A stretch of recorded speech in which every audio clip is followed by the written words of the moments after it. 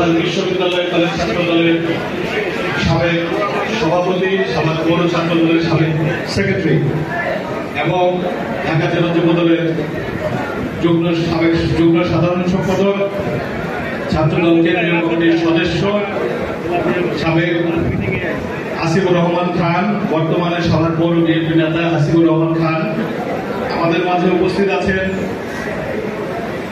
আশুলিয়া থানা ছাত্র দলের প্রতিষ্ঠাতা সাধারণ সম্পাদক এবং ঢাকা জেলা ছাত্র দলের যুগ্ম আহ্বায়ক, যুগ্ম সাধারণ সম্পাদক মোহাম্মদ শাহিন সরকার।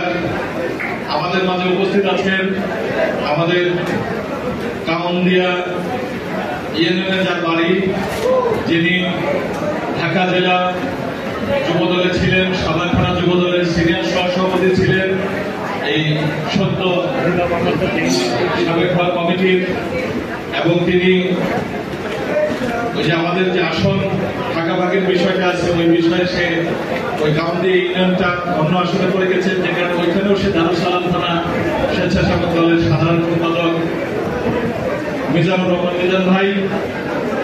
উপস্থিত আছেন আপনাদের অত্র এলাকার কৃতি সন্তান সাভার পৌরসভা বিএনপির সাবেক আইন বিষয়ক সম্পাদক অ্যাডভোকেট আনোয়ার হোসেন। উপস্থিত আছেন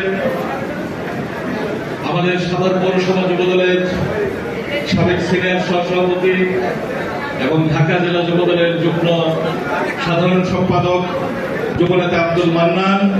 উপস্থিত আছেন সাভার বিশ্ববিদ্যালয়ের